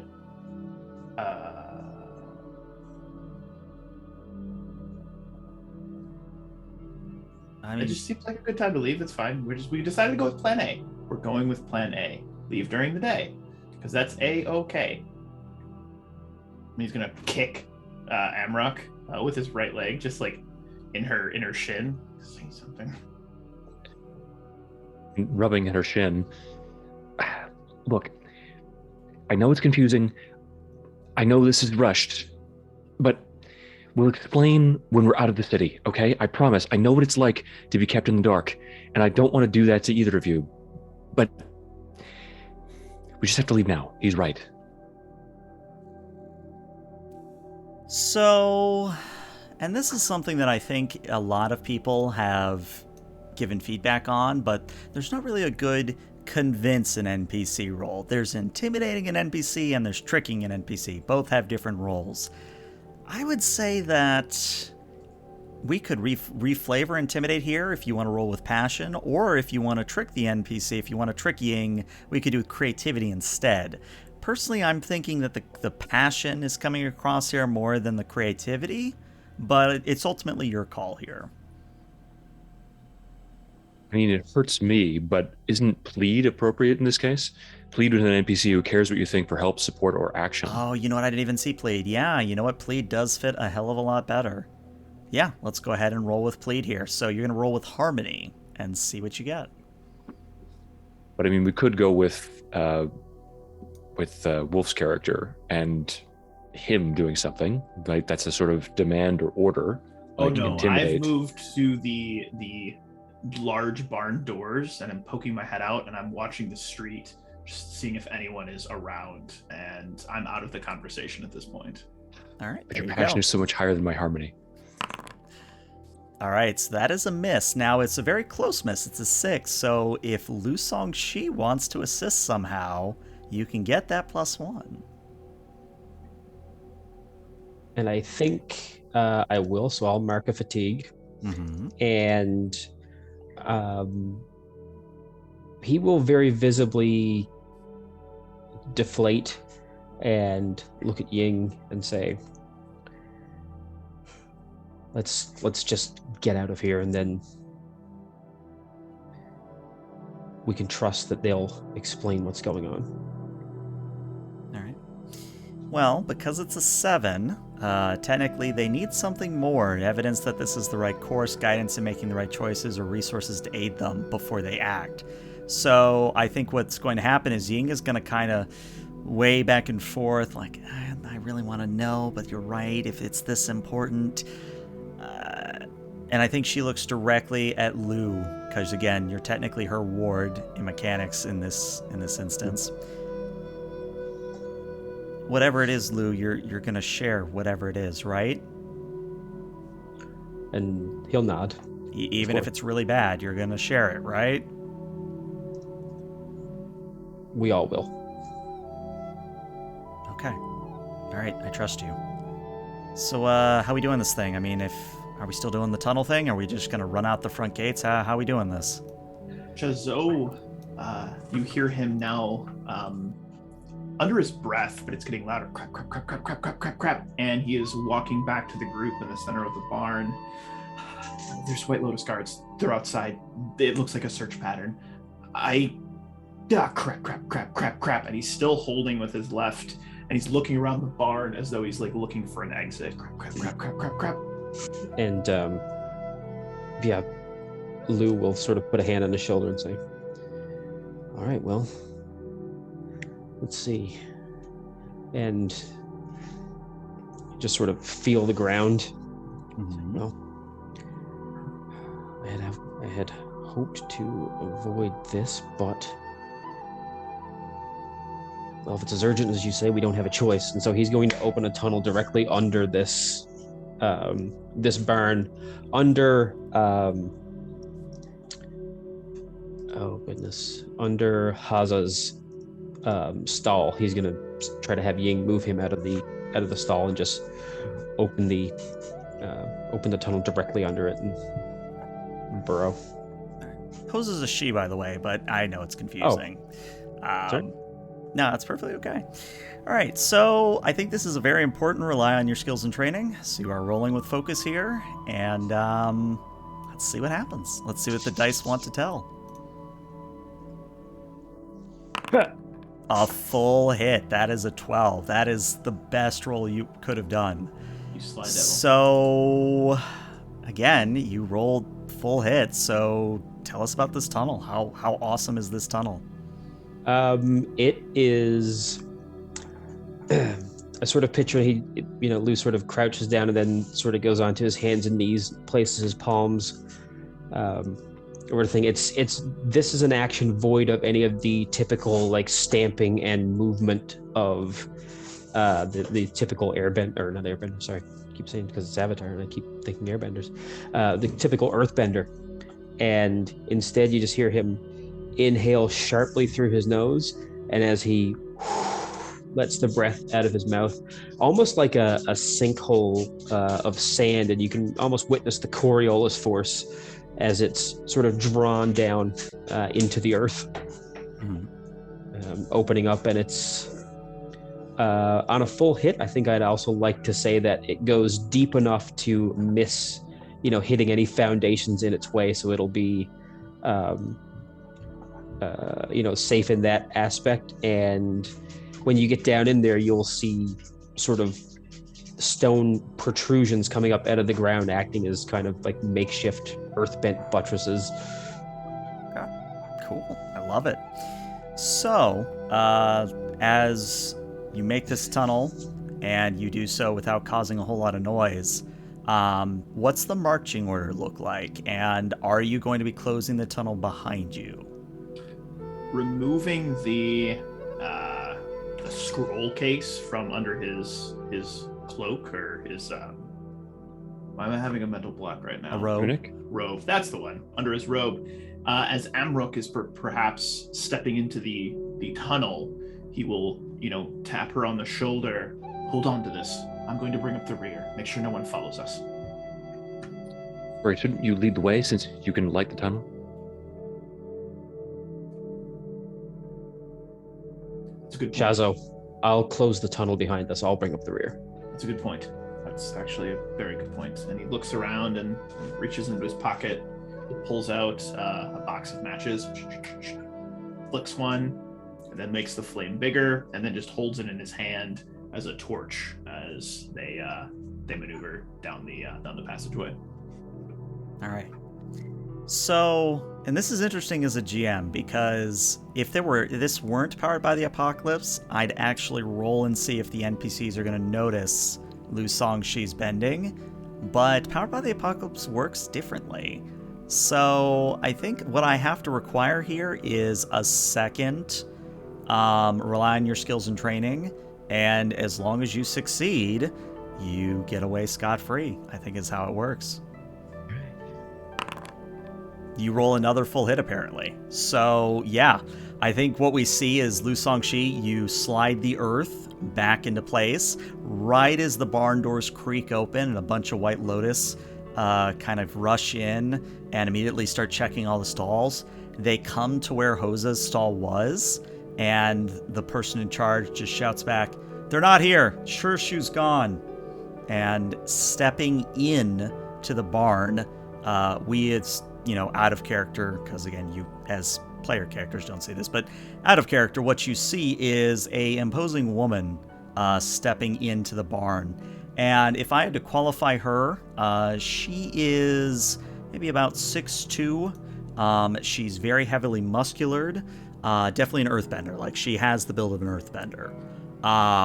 And she has on a very stern expression that could quite literally twist metal, if you get where I'm going with this. And you would all know her in character as Yera, Yera, and she's one of the Grand Masters. But Grand Master Yera, she kind of walks up to where the earth was moved, and she does the stereotypical stamp with her foot, tilts her head to the side, and goes, "They're long gone. I'm not even sensing whatever tunnel, whatever vibration. They're gone." And then she turns to one of the guards. "Send out an alert. I want all White Lotus personnel looking for them. I don't care what you have to do. Bring Ying back." We transition scenes to the interior of the tunnel. And I like to imagine, of course you may flavor differently, but Lu Songxi, you're either towards the back or towards the middle, where you're kind of continually bending the earth as needed. So it's not just like one big tunnel that you kind of have to poof up at once. So you're kind of right. bending as you go. Shazo, you're kind of towards the front with the fire in hand, lighting the way. Amarok and Ying, you're next to Hosa the Shirshu. And at this point, as you're walking along, apparently scot-free, Ying kind of looks to Amarok and goes, "So, what's is that the scroll? What's? I mean, I could tell Shazo was hiding it earlier, but what's the scroll say? Is that where we had to leave?" Sort of just looking around at the environment as if she's feeling slightly claustrophobic, but also partially from the presence of Ying next to her, imposing upon her. I think it's actually why you had to leave. I don't know how to frame this. Maybe it's best if you just read it for yourself, but it's awfully dark down here, so maybe you should just wait until we're outside. We're clear of the village, we're clear of the tunnel. She kind of holds out a hand expectantly for the scroll. Okay. Hands it over. All right. Then she whistles. She goes, "Shazo, I need light for a moment." You're muted, by the way, I think. Tradition. And so he's like lighting the front. He'd be like, a little busy making sure we don't run into any. And then just like puts a hand back so that she has some light to read on it. Almost like a candle flame. It's enough. She unfurls the scroll, reads it, and because you didn't unfurl the scroll completely last time, you only got about halfway through before you stopped. When the scroll comes completely open, what you see is that Yera is who the scroll is addressed to. So apparently Yera was in charge of all this. But again, it's the clinical, experimental, detached, just a list of medications that they've had Ying on, a list of her activities, and whether or not she's caught on to what they refer to as her abilities. Now, it doesn't say what those abilities are. It just says Ying's abilities. And I think Ying reads all of this, takes it in, then turns to Amarok, then looks at Shazo and goes, where did you find this?" The small flame in Shazo's hand that was the candle winks out, and he just points at Amarok without looking back. She looks directly at Amarok now. And Amarok just sort of resettles her pack on her shoulders. It was in the White Lotus's forbidden archives, along with the maps that we'll be using to chart our journey. Because, if what this scroll says is true,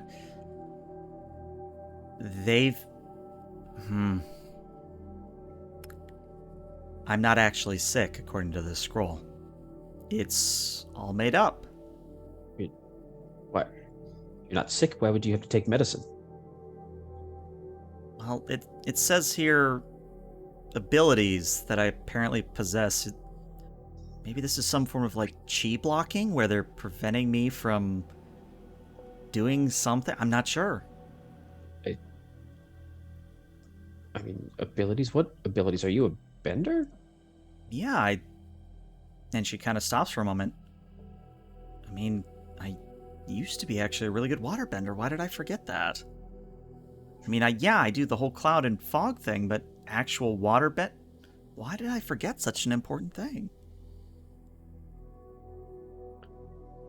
And with a look of disgust on her face, that's become progressively more evident as Ying has been speaking, Amarok will simply say, because they violated you.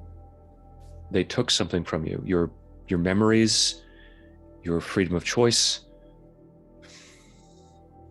by some kind of medical means. I don't know. I've never heard of anything like this. Could Grand Master Pai Mei have been kept in the dark about this, and having found out, that's why he's having us take her?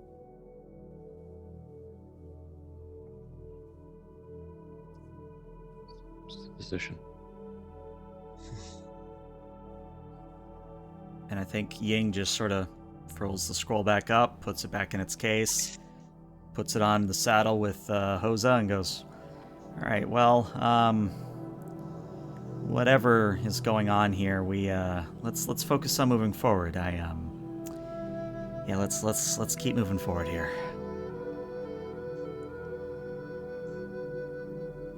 All right. So, I'm trying to figure out how I want to handle this within the confines of the system. Why don't we have Lou? I know I'm kind of relying on you a lot for rolling here, but Lou, I would say that you're an earthbender. You can basically tell when you're underneath a city, underneath a town, or when you're out in the open, etc., etc.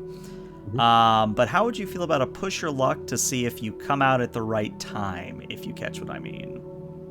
I think that actually sounds like a fun time. Let's give it a try. All right, so you're gonna roll. That's gonna with roll with passion passion? here. Mm-hmm. Okay. Yep, had to happen eventually. So I think what happens is you kind of angle your bending up until you eventually pull away part of the earth and sunlight streams down. And, you know, you kind of do that stereotypical cartoon thing where everybody pokes their head out, including Hosa with her cheer shoe not seeing to begin with, kind of a thing. But everybody pokes their head up, and you realize you're outside of this city. You're outside of Tu Zin, but you're still within sight of the walls. And when you look around, suddenly an alarm sounds, and you hear people shouting like, "There they are outside the walls!" And you just hear a bunch of activity coming from behind you. What does the ground around us look like? So the ground around you looks to be not quite dirt, but not quite sand. There are a few larger boulders, which probably were... It's mostly desert? There's no, It's like, mostly shrubbery desert. or grass? Okay. I mean, there's a little bit of shrub, because the town of Tu Zin has been rejuvenated from its old-timey abandoned western type feel. There's some shrubbery, there's some greenery, but maybe a better way to think of this is it's like Las Vegas. You know, you kind of have that bit of green in the middle of a desert, and then when you leave Las Vegas, it's just desert. We should run. Yes, we should. And at this point, we're actually going to do a little bit of an exchange, as coming out of the main gates of the city on one of the ostrich horses is going to be Grand Master Yera and a contingent of guard. So the reason we're going to do this in combat as she rides towards you... Oh, what you got? No, let it happen. Okay. So the way combat in the system works is it's actually very quick once you get a hang of it. And it's not like a D&D thing where you go into turn order and you just go through round after round after round. Everybody picks an action, everybody acts, and then we decide if we want to even continue the combat. So it's very fluid, very, what's the word I want? Very open to interpretation. So if you don't have it open already, there is a handout entitled Combat Moves. And basically the way it works is there's 3 approaches to combat. You can either defend and maneuver, which is rolling with focus. You can advance and attack, which is rolling with passion. Or you can evade and observe, and you clear 1 fatigue and roll with either creativity or harmony. And each of those 3 has sub-moves you can do. But basically, each of you is going to pick defend and maneuver, advance and attack, evade and observe. You can double up on them if you want, like if you all want to advance and attack or you all want to defend and maneuver, easy to do. But you guys pick what you want to do, and then we move in order. So everybody who does defend and maneuver goes, then everybody with advance and attack goes, then everybody with evade and observe goes. And I, as the game master, keep NPC moves a secret until it is time for the NPCs to go. So which would you guys like to do? And we'll just go around the table. What is Lu Songshi going to be doing? I think defend and maneuver. Okay. Zoe will shout that the other three, plus the dog monster, run. I will hold them off, and at that, I'm going advanced and attack, and he's taking the small flame he had and just making it like a whirlwind, and he is going to propel himself up and over to land, and then any shrubbery around him, he's going to just try to ignite to create kind of a smoke screen so they can try to disappear. That's his plan. All right, hold on to that thought because I like where your thought's at. We just have to get through everybody into the turn order. Right, I'm excited. It's going to be good. All right, and then what about Amaruk? What is she going to be doing? I would like to evade and observe. Okay. Yeah. All right. So I think we actually kind of go in order there, where we have a defend, an attack, and an evade. Did I misunderstood? Did I brain dirt? Okay, good. Because I got myself confused there for a moment. All right, so Lu Songshi, you're up first with defend and maneuver. So the way this works is you're going to be rolling Focus. You're going to be rolling a focus, and then depending on that roll, you get to choose how many techniques you get to do. Okay.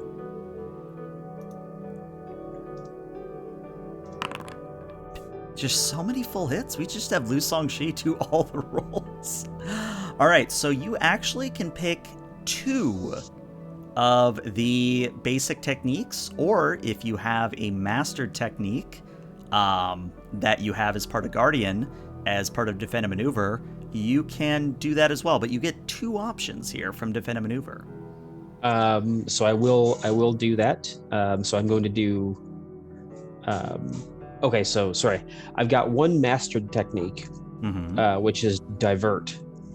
Which is I take damage from my allies when they would normally do that.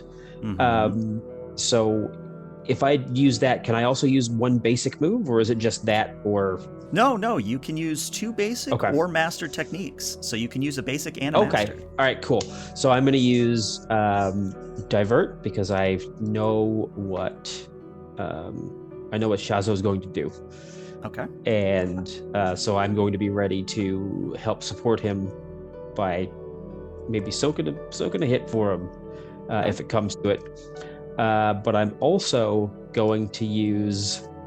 Here's where it's going to start to get slippery. I'm going to mark a fatigue, and I'm going to use ready. So by that I mean I am going to ready the environment. They are coming out on those, riding ostriches. So I am going to use my earthbending to create obstacles that will prevent them from sort of making a coordinated attack, and will force them to be less mobile. So I would like to impose it says assign a fictionally appropriate status for foes, but I think impaired would work well here. Yeah, I was gonna say impaired was the one I'm looking at. Want to impair them with maybe jagged rocks and gravel that will cause the birds to slip or fall or.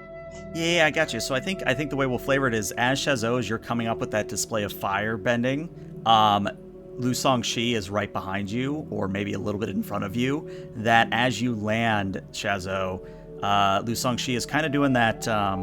Is it Transformers that did this first, or it's an old time cartoon thing? I think I know what you're talking about. But basically, where as the ostrich horses are getting closer and closer and closer, just jagged rocks begin to just spark out of the ground and cause them to jolt to the side or run into the rock and tip over themselves. It's one of those things where it's very cartoony in the way it does it. But again, Avatar Legends, that's the whole point.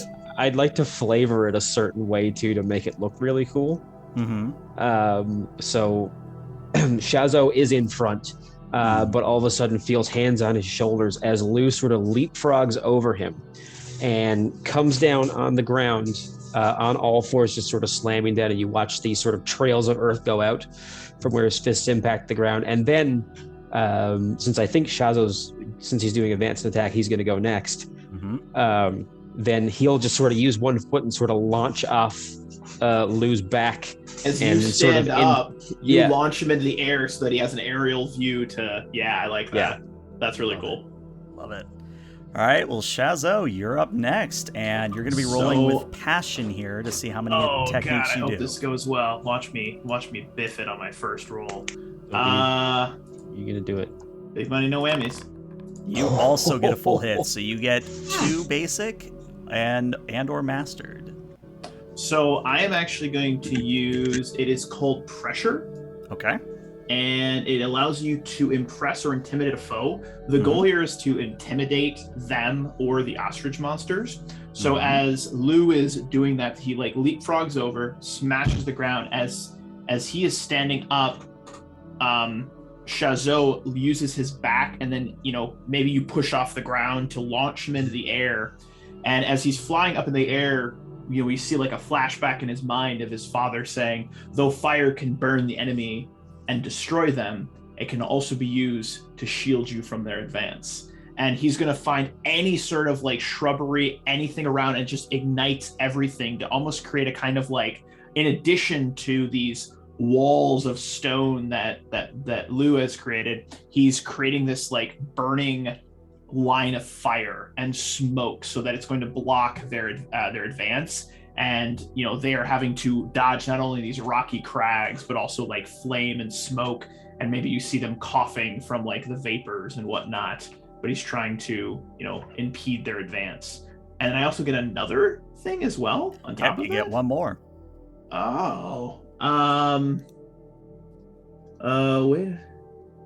Now, I would say your overwhelm, I'm trying to look it up here on the side, but what does your overwhelm do?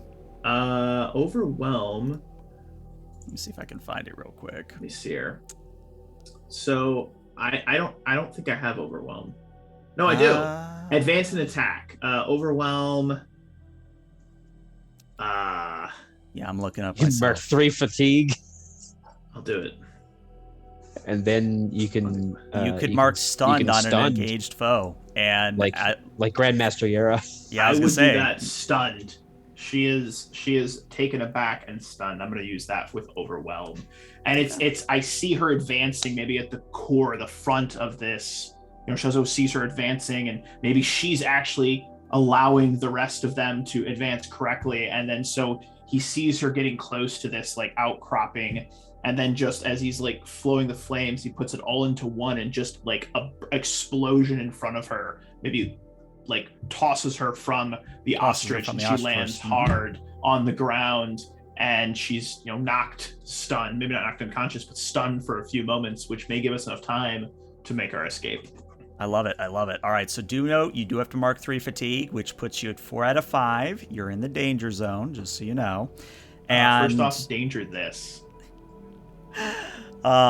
Just so you know, if you do end up marking all 5 fatigue, it's like Star Trek Adventures and Fallout, where you're out of this. Well, I guess not Fallout. I guess more like Star Trek Adventures, where you're out of the scene. But the good news is that you haven't gotten to that point yet. So Shazo, to flavor a little bit, will, as all this is happening, lands hard, and as he lands hard, he actually loses his footing and like stumbles back a little bit, maybe right into Lou's feet. Well, actually, maybe not into Lou's feet, but I think it's going to open up for the NPCs to get the better of you a little bit.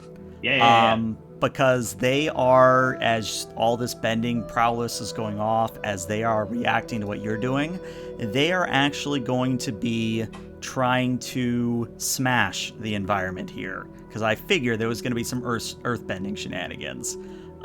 So they're actually going to be smashing through those pillars of rock that Lu Songshi created, and they're going to be getting closer and closer to you. But particularly with Master Yera, she is, as she kind of tumbles over her ostrich horse and lands on the ground, she's going to do a little bit of bending, but she is going to be still stunned, because that's how it works. We do the whole round, and then the effects or the conditions apply. So as she lands, she's going to slam the ground with the palm of her left hand, and little chunks of metal are going to rise from the earth and fly at all of you. And what's going to happen is you guys have a choice here. And this is a choice you each make individually.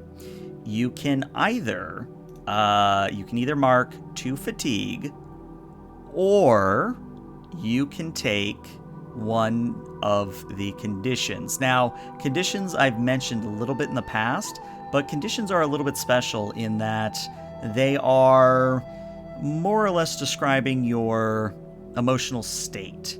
And you're going to continue to have this condition until you're either comforted and supported or you take a specific action. So, give me an example here.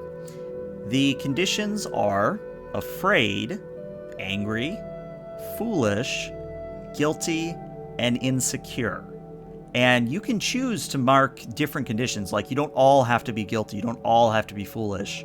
But your choice here is either to fatigue or a condition. So let's go opposite order.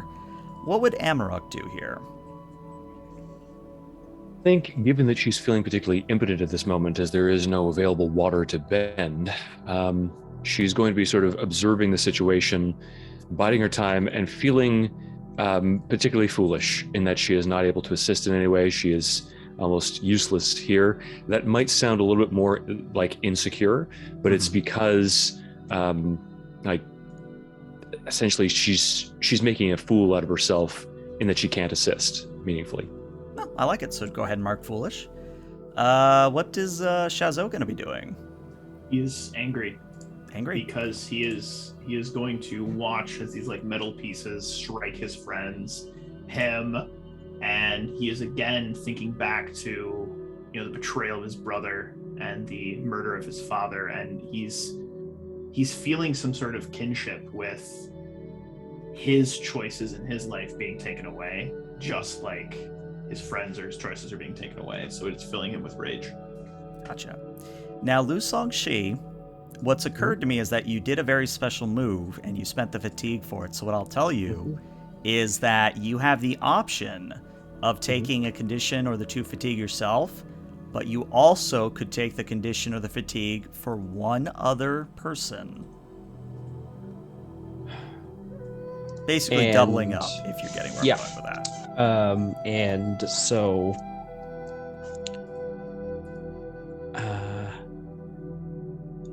all right, so is it just the player characters that are being attacked? What about Ying? Ying is technically getting attacked, but she's using NPC rules, so she's a little bit different. All right. But she's going to go next anyway. Okay, so I think what I will do is take the 2 fatigue, specifically for, let's see. I think he's going to take the 2 fatigue specifically for Shazo. Okay. And the way that that's going to happen is sort of, as Shazo's there and the metal spikes sort of fly towards him, Lu will just sort of stamp his foot and just a sort of slab of rock will pop up in front of him to sort of block those shots at the cost of his own, stamina. I like it. So I think so. I'm going to take. I marked the condition for myself, which my condition is going to be guilty. Okay. Because if my situational awareness had been better while tunneling, none of this would have happened. Fair enough. All right, so Shazo, I'm going to let you call whether or not you want to keep your anger, but since Lu Songshi took the hit for you, you don't have to keep the anger if you don't want to. And I will be angry in the moment and be feeling like I'm about to lash out at them with no thought to anything else, and then seeing my friend, throw himself in front, it will bring me back to center and realize that I don't have time to be the rash warrior that I am. So I will not have the angry condition. Very nice. All right, now comes Ying's turn, and Ying is going to kind of tap Hoza on the side and go, all right, Hoza, just like we've always planned.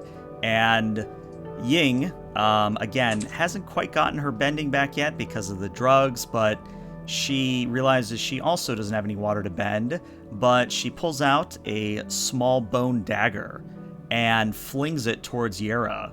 And at the same time, Hoza leaps forward, and the long, almost like chameleon-like tongue kind of lashes out and strikes at Yera's face.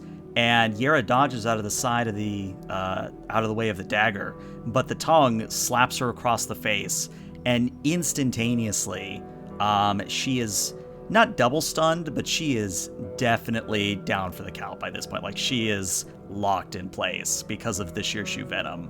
And as she's stunned for the second time, what happens is Hosa then takes the opportunity to lash out at 2 of the incoming guards and paralyze them in place. And at this point, Ying kind of pants and goes, "All right, I think that's all we're gonna get. Let's get the hell out of here." And then finally we come to Amaruk. So Amaruk, you're evading and observing. So you already mark 1 fatigue off, so you get to take away a fatigue, and then you get to roll with either creativity or harmony here. So that drops down to 0 fatigue, or? Yes. Okay. And creativity. Okay. Full hit, which means you Nice. also get to choose 2. Okay.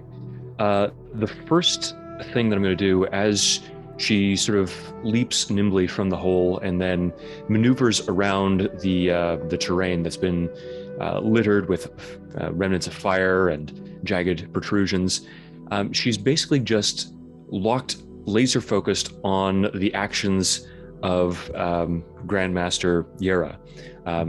Observing her motions, her reactions, facial expressions, just drinking in every single detail that she can about her comportment and her motivations at that moment to test her balance. So I'll mark 1 fatigue to learn her principle. Okay. So, roleplay-wise, what does Amaruk say then to prompt Yera revealing her principle? I think just in a strangely focused but somewhat aggressive way, she would scream out, "Why are you doing this?" And I think Yera, gritting through the pain, gritting through the venom, is kind of gonna grunt back, "Because that thing needs to be controlled." So her balance track is control. So that's 1. So you know what their principle is. You know their principle is control. So that's 1. What is your second one going to be? With respect to an NPC who only has 1 principle, as I understand it, right? Mm-hmm. I mean, can you knock them off balance by forcing them along that track and going off? Actually, that is one of the more powerful ways you guys can take down a powerful NPC, is you can shift their balance over track. So instead of having to inflict all their fatigue or trapping them, you can actually shift their balance until they fall off the track, and then they're out for like a long time. So that is something you can do. And when we get to that part of combat, if we ever do get to that point, well, we should at some point, I'll describe it in more detail, but that actually is a very important thing you've sussed out here. And can you take the same action twice? Or is it... I think technically you're supposed to do more than 1, or you're not supposed to do more than 1. Because otherwise you would just have people double striking, or you would have double smashing. And I think the intention is for you to only use it once, kind of a thing. Okay. Then I suppose with a flourish of martial prowess, she is going to essentially attempt to engage some of the individuals who are approaching, but not in a way that would actively attempt to harm them or even to defend against their blows, but merely to make something of a larger show of herself, make her appear to be a larger target. So I'm using showing off. So that would be marking 1 fatigue to impress or intimidate a foe. Mm-hmm. So in essence, I'm trying to demonstrate my ability to combat that foolishness, but at the same time, in essence, shift the balance of Yara, to enrage her and to get her to become more obsessed with that principle. I like it a lot. All right, I'm just trying to find the page for it real quick. What's it called again? Show off. Show off. I am just not finding it in the book. Hold on. Maybe I've misremembered here. I mean, I believe you. I want to see what it says specifically because I want to make sure I do this right. Under evade and observe. Maybe I. Oh, evade and observe. It's. Oh, sorry. I think it might be. I mean, I just might be blind. I mean, that whole thing. So challenging their balance, finding out what the principle is, and shifting them. It's all part of the test balance. Oh yeah, you're right. Mm-hmm. So that's all. bolster Yeah, it's all part of hinder, the same move. commit. So I guess no, I've completely misread that. I'm Well, not hold sure on. where I got that from. You're a successor, right? Yes. Then you have break, which means you can target a foe's vulnerable equipment and you can render it useless or broken. I mean, their mounts have already sort of been taken out, right? Most of them.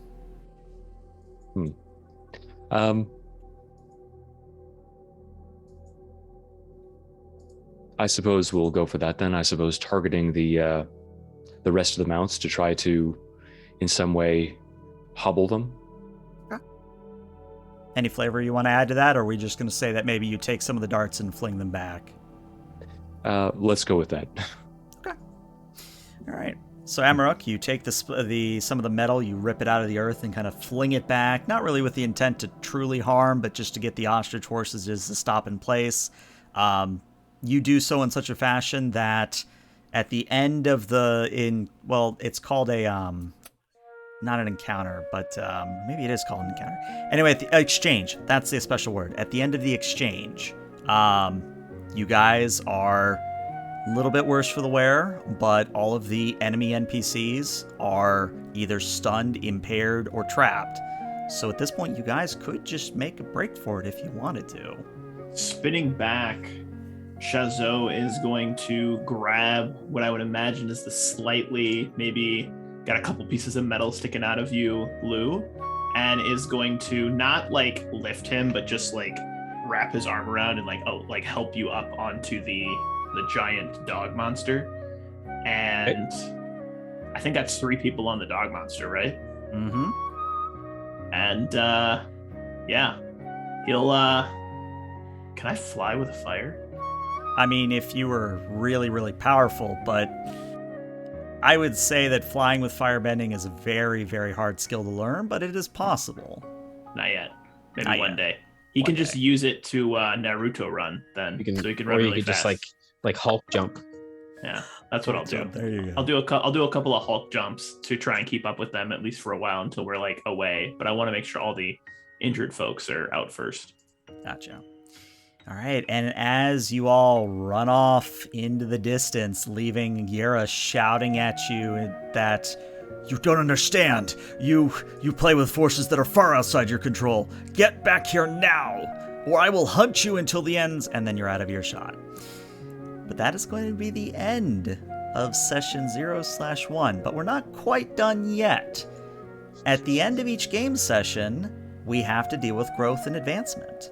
So, these are something I'm going to ask each of you in turn, and each time you answer yes, you are going to mark one of the growth boxes on your advancement track.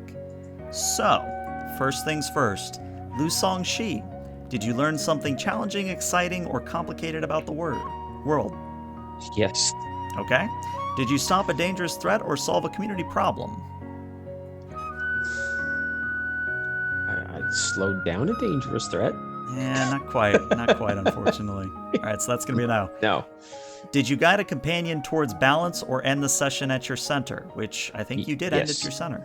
All right, So you're going to mark 2 of the 4 growth boxes there. Then specifically for you as the Guardian, you have your own growth question, which, give me a moment to find it. Here we are. Did you pursue a desire or goal of your own outside of protecting others? No. All right, so then you're just going to mark 2 growth boxes. All right, so up next, we're now going to go to Chazeau. So same first question. Did you learn something challenging, exciting, or complicated about the world?